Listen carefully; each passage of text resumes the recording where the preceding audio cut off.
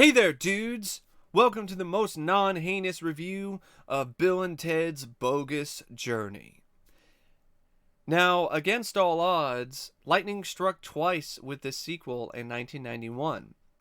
This is a direct continuation of the 1989 film Bill and Ted's Excellent Adventure, which in itself was an against all odds film that almost never even got released, and then upon release it became one of the biggest films in terms of box office success of the year that it was eventually released in 1989.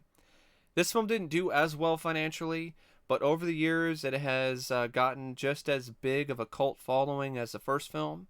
And this is one of those movies, to me personally, that is one of the most inventive, ingenious, wild, and entertaining sequels that are out there. I think this is one of the best sequels.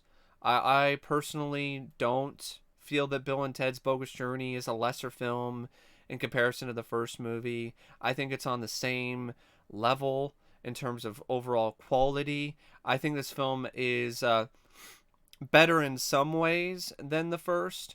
Definitely when it comes to its visual style. This film is one of those movies that really does show you how to do a sequel the right way. I think more sequels could take pages and could take lessons from Bogus Journey, where you can maintain the same spirit of the characters, the same integrity when it comes to characters and the overall franchise with your sequel, but you can still take things into a completely new and fresh direction instead of just retreading and going over the same beats from the first film or the other films in the franchise. With Bill and Ted's Bogus Journey, they take things into a totally new platform and into a totally new direction. And that's a big reason why this film is not bogus. It's the reason why this film is just as excellent of an adventure as the first film is. And another reason why that's the case is the film's director, Pete Hewitt. Pete Hewitt, you would have never thought or imagined that this is a first-time director, because before this film, he had just done a short film called The Candy Shop, and that was it. He had not directed a feature film. Bogus Journey was his film school. He even says that, like, that was my film school, and it was like the best film school ever because I was working with so many professionals and so many people in the craft and in the business that already knew what they were doing, and I was able to learn from them on the spot. Bogus Journey is a film that really does rely heavily upon its visuals in order for the film to pop and to really resonate on a deeper and stronger level. And in that regard, Pete was a really inspired choice for director because he already showed with The Candy Shop that he had a very keen eye for visuals, and he was a very visual director. He knew how to handle surrealistic kind of production design. He knew how to really shoot these scenes and to really make the film visually striking. And I forget exactly who it was, whether it was the writers or the producers or both, that decided to go with Pete. But whoever it was one of the reasons why the film succeeded, why lightning struck a second time, because you had a guy with a visual eye who came in and lent that natural talent to the direction for Bogus Journey. And also it helps that you got a first-time director who's already 100% going to have the utmost passion for this film because it's his first film. And then on top of that, he's young. He's in tune with a lot of the same things that Keanu and Alex are into. He met with Keanu and Alex and they really hit it off. And he also was very willing to be flexible and to bend his not necessarily rigid way of thinking, but to bend his way of thinking to suit his actors and to suit his crew. And he wasn't a guy who was fueled by ego, and he knew his place. And at the same time, he knew how to create a very relaxed atmosphere and a set that was really fun to be a part of every day, despite how taxing physically the shoot was for the actors and for the cast and the crew. And he was also flexible in other ways. He went above and beyond for his cast. He did things that first time directors, let alone directors, period, rarely do. Where William Sadler, who plays Death in this film, he had an ad lib. He thought of it while they were shooting, where he thought it would be funny if during the sequence where Death, Bill and Ted, and Station are shopping for parts for the good robot Bill and Ted's, that Death would come across this customer at the hardware store who's smoking, and he would say, "See you soon." You know, he thought that would be hilarious, and it is. It's a really funny scene, and the writers liked it, and the producer was into it. But there was a problem. They were so far along with the shoot of the film and during production that they couldn't get an actor to play that role. So Pete stepped up, and he took it, and he played that character. He played the customer who is smoking in the store and gets called out by Death. And that's just so nice and something that you rarely see with directors, especially with their first film, to be able to go out there like that. And that just shows you how right Pete was for this film.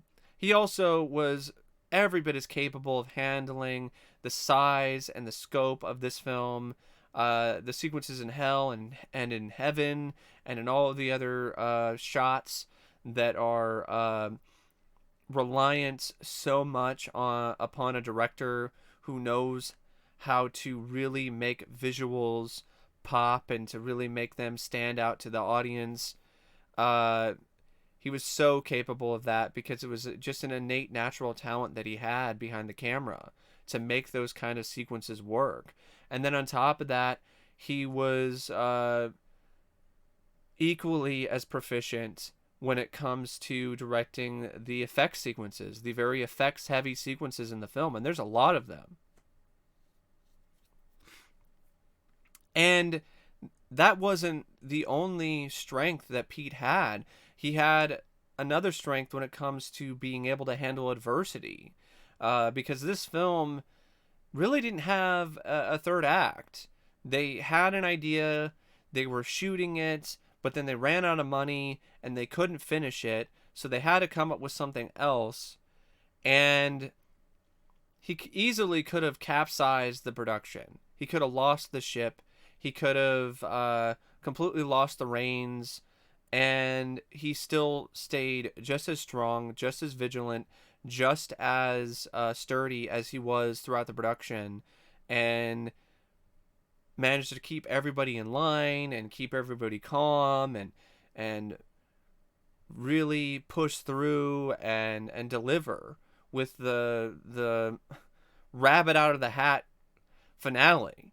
And that's really what that was, because it was written on the spot on the set by Ed and Chris. So yeah, I really think Pete deserves so much credit for his direction in this film, if not even more credit than he gets, because it really was quite impressive on numerous different levels. I definitely feel that for a first-time director, he knocked it right out of the park.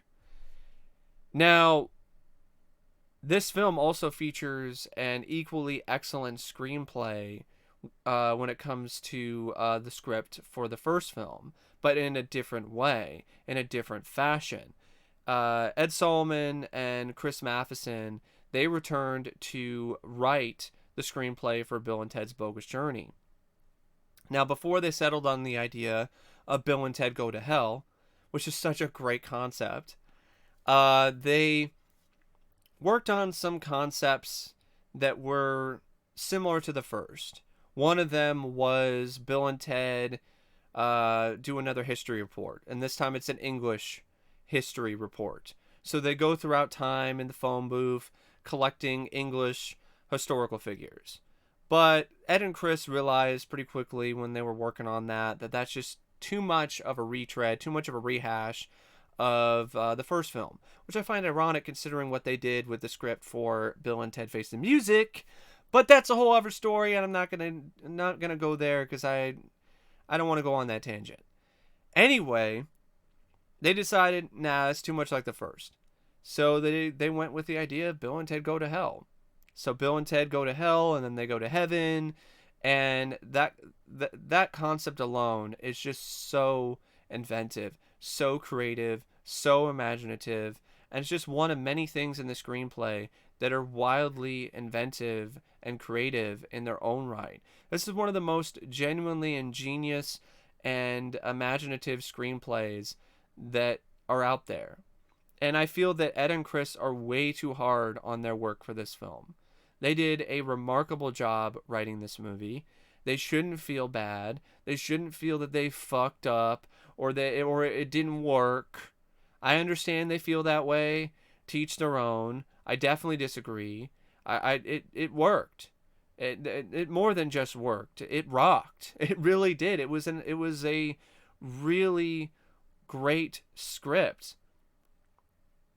It was everything that you want out of a sequel and then some, because it takes things in a new and a fresh, different direction with Bill and Ted going to hell and then going to heaven and then having evil versions of Bill and Ted, evil robot versions who are demented and really dark, but then are equally as goofy and endearing as the actual Bill and Ted. The whole stuff that goes on in hell with Bill and Ted visiting their personal hells and what is in those personal hells, Easter Bunny, the guy at the Oates Academy, Granny, and all of it. I mean, just really a wonderful, fun, entertaining, great script that just has so many beats that really do work and really do stand out in a very stupendous and spectacular way. The characterization, I mean, when it comes to character development, it doesn't have a whole lot of it, but it doesn't need it. This is more of a popcorn entertainment, breakneck pace freight train of fun, and that would just hurt the overall pacing and the overall structure of the movie. There are nice callbacks to the first film where Missy is now married to Ted's dad. There are other moments like where you would have creative time, ways that Bill and Ted find to get out of particular situations using time. That was used to really great lengths in the finale of the film with Denomalos and how Bill and Ted managed to stay one step ahead of him and defeat him. And what makes that even more impressive when it comes to the writing by Ed and Chris with that particular sequence in that series of events is that they did that on the fly. This is the rabbit out of the hat I'm talking about. The third act either wasn't working or they just weren't able to really get it pinned down. So Ed and Chris just came up with some stuff out of the blue, and against all odds, it stuck. And it was equally as brilliant and as well written as the other creative elements previously. Even how Bill and Ted use time travel to get better because they are still inept and they still suck as a band. So they, dude, we should get better. And so they get in the phone booth and get better, and they walk out, and they now have 18 months of extensive guitar training. The whole stuff with Station, which the name of Station was just something that Ed and Chris came up with when they were drunk while writing bits of the script. I know they are either both of them or one of them really don't think it works. But I respectfully disagree. I think it works great. I think it's a really cool and crazy and off the wall concept, and it's so Bill and Ted that the most genius and the smartest mind in the universe are these two dumpy Martians with big butts that when they combine together, they become Station, which is this just incredibly smart and wise Martian with a big ass who has an equally as big brain and can create robot versions of Bill and Ted, good robot versions, in the back of a van in a matter of minutes out of parts from a hardware store. And I know that the writers, they actually think that that was a mistake for some reason. Like, that was a bad idea, and I don't understand that at all. Having Station be the one that creates the robots. One of the writers says in an interview that he feels that that wasn't right. That was the wrong idea. Bill and Ted should have been the ones to build the robots. And I'm like, what are you talking about, man? Why would they even go through all the trouble to get Station in the first place if Bill and Ted were the ones to build the robots? Also, that makes no sense. Bill and Ted are two lovable lunkheads. They are not capable of building robot versions of themselves out of spare parts from a hardware store. Unless Station does like a mind transfer on them and makes them smart for 5 minutes. That's the only way that that would have worked. And that would just make things more complicated and unnecessarily complicated. No.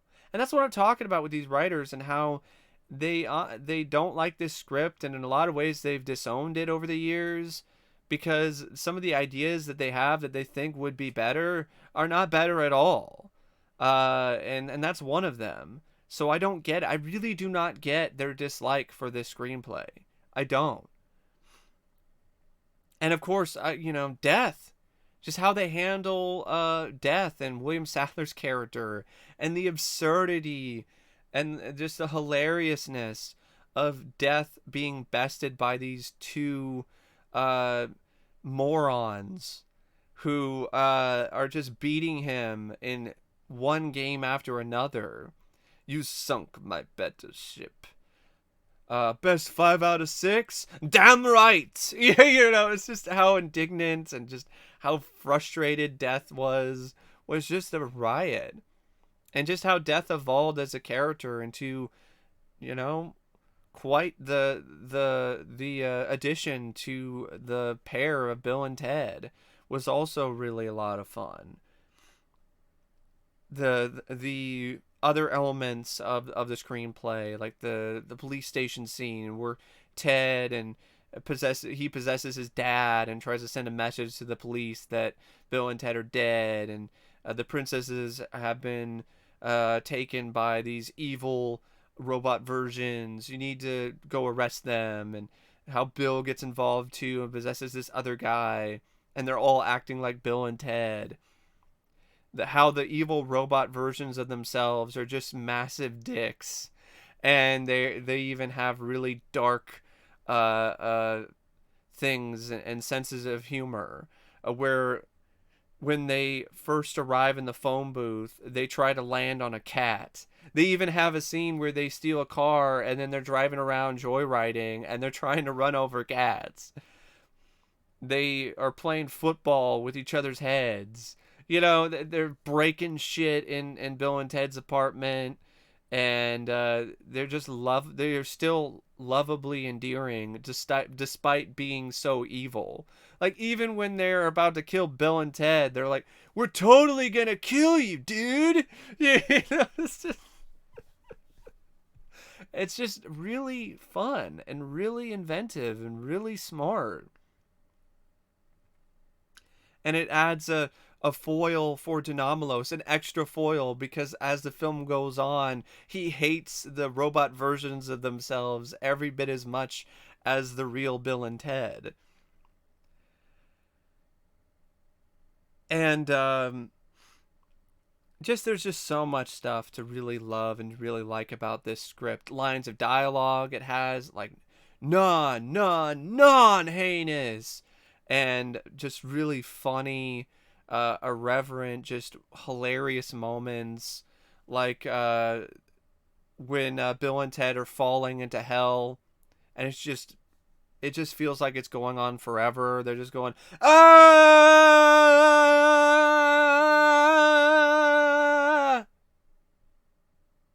ah, and how they're falling so long and so far that they have enough time to stop and play 20 questions. Hey, dude, you want to play 20 questions? Yeah. Are you a mineral? Yeah. Are you a tank? Yeah. And how even when they wind up in hell, they think hell is excellent. It's just delectably daft. Once again, just like the sequences and the elements in the first movie. Um, just a really cool screenplay with so many cool concepts and really unique elements. They go into heaven and they are asked what the meaning of life is, and they quote Poison lyrics, and every rose has its thorn, just like every night has its dawn, just like every cowboy sings a sad, sad song. And how they even, before they even get into heaven, like, no, as soon as they get into heaven, they mug some people to get their clothes. And they have to apologize to God. It's like, sorry, God, we mugged those two people. It's just like, uh, I love this script. I can't get enough of it. It's just so crazy and inventive and imaginative and creative, and it's everything that you want out of a sequel and then some. But of course, you can't have a great script or a great film or a excellent sequel without an equally excellent cast. Keanu and Alex, they return to reprise their roles as Bill and Ted and prove that these are two roles that only they can play, at least at this particular point in their careers and in their lives. And they come back into the shoes of Bill and Ted, and it's like they never left. And they still have that chemistry, they still have that charisma, they still are as lovable as ever. And they also have more to do because they also play the evil versions of themselves. And the dynamic between them and the evil versions is really a lot of fun. They get kidnapped by the evil versions of themselves, and they're thrown in the back of the van. They're like, it's cold back here. Can you, like, maybe turn on the AC? Shut up! It's like an opposite version of their dynamic when they're talking to one another, when they're talking about Missy. And the rest of the cast is equally as brilliant and bodacious and excellent. William Sadler's death, one of my favorite roles by William Sadler, because he really is able to break out of his shell here, break out of the typecasting of playing a villain and a bad guy, and he's able to just really go crazy with this role as death. And even Keanu and Alex in interviews were like, he was crazy from day one. He showed up on the set and he was like super into it, and like they were like, most guys take a little bit to ramp up into the role, but no, he was already ramped up, he was already revved up and ready to go. And they were even like, he was almost too much, he was almost too ready to go as death. But that's a big part of why that works so well, the death character, because of how deep into it William Sadler was. Joss Ackland, he played a great foil, a great villain in Denomalos, which is Ed Solomon spelled backwards. Um, Joss Ackland, he does a good job playing those roles, period. It was a great bit of casting. There's a rumor that he only did it because he lost a bet. If that's true, that explains why he did not like being in this film. There are interviews with Keanu and Alex, and they're talking about how Josh like hated him. Joss Ackland hated Keanu and Alex. Like he didn't show up for extra dailies or extra stuff where they would do some takes with one another. He would just show up for the takes for the one time on set, and then that was it. He didn't hang out with anybody, and they were like, it was probably because he was in character, but in the back of their heads, they're thinking like, I think he actually hated us. um, but he didn't let that hurt his performance. George Carlin comes back as Rufus. That's one thing about the movie I would have liked to have seen more Rufus. That being said, his reveal was really just another ingenious thing about the screenplay. Really unexpected. Chelsea Ross plays Colonel Oates, and he's so good in that bit role. He plays those kind of characters to the hilt. It was such great casting. You have Annette Asqui as Elizabeth and Sarah Trigger as Joanna. I think there's the two different actresses who played the princesses here versus the first film. Hal Landon Jr. returns as Ted's father. J. Patrick McNamara also comes back as Bill's father. And it worked that he himself had gained some weight and was not necessarily in the same shape as he was in the previous film, because there's that scene that he's just disheveled and depressed, and he's like, just jamming a Twinkie in his mouth because he lost Missy. Amy Stock is back as Missy. Ed Gale, who played Howard the Duck, he plays one of the stations, as well as Arturo Gill. Apparently, Tony Cox was one of the stations originally, but he could not handle the shooting. There was a scene where they decided to gun it in the van, and he didn't know about it, and he got knocked over, and he's like swearing in the suit, and he's like, I'm fucking done with this, I quit, because Tony Cox apparently just could not handle the shooting of the film. It was just too rough and tumble for him, and that's fine. So he was replaced by Arturo Gill. Tom Allard played the big station. You had two pop and lock dancers, break dancers, named Shrimp and Taco. They played good robot Bill and Ted. It's a great casting, a great inspired bit of casting to have break dancers play these robots. That way you can have these robotic movements, but they can still have a certain style to them, and you can have these robots in a much on a cheaper budget, because they were starting to really run out of money to be able to afford to build an entire two more animatronics. They already spent a lot doing these stations, and Kevin Yeager was already spread really thin doing all of these different effects. So he probably would not have been able to have done that anyway. You also have Primus. They show up.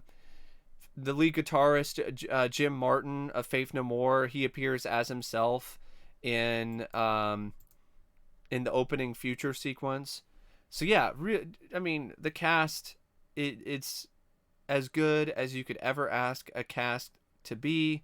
The two main cast members, the heart and soul, the reason why these films work as well as they do when they're on their games, do return to the film, and it makes all the difference in the world. And the big reason why this film was even made is, and it was created and wound up being released the way that it is because of Alex and Keanu and the passion that they had for the concept of Bill and Ted dying. They almost walked out. They were ready to not do the film because producers were like, we don't like the idea of Bill and Ted dying. And Keanu and Alex were like, fine, then we're not going to do the movie because we don't want to do this film at this point in our careers if it's not going to go in a different direction. And they took a huge risk doing this, especially Keanu, because he was already getting typecast as Ted. So, despite that, he liked the idea, he loved it, and he had such a blast doing the first film. They was like, oh, "I'm game. Let's do it again." And that is something that, especially nowadays, unless the first film was a massive like box office smash, you don't necessarily see that as much, because you see a lot of recasting, you see a lot of stuff where people just get recast or the sequel doesn't even happen because the original cast doesn't want to come back and do it. Now, the direction, the screenplay, the performances by the actors and the cast, that's not the only thing that is non-heinous when it comes to this movie. It, David Newman returns to do the score, and in some ways he tops his score from the first film. It's an epic score on a grand scale that really shows that David had so much fun playing in this much bigger sandbox for these uh, sequences in hell and in heaven, and the other sequences that involve evil Bill and Ted and the future. Features some really gorgeous cinematography by Oliver Wood, who shot the hell out of this movie. It looks great. He really did have a great working relationship with Pete, as well as shooting these elaborate sets in ways that really did make them jump off the screen. Speaking of elaborate sets, David L. Snyder deserved an Oscar nomination for this film, if not the Oscar. I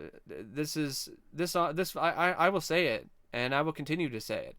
Bill and Ted's Bogus Journey is one of the most impressive looking films when it comes to a visual standpoint of the 1990s.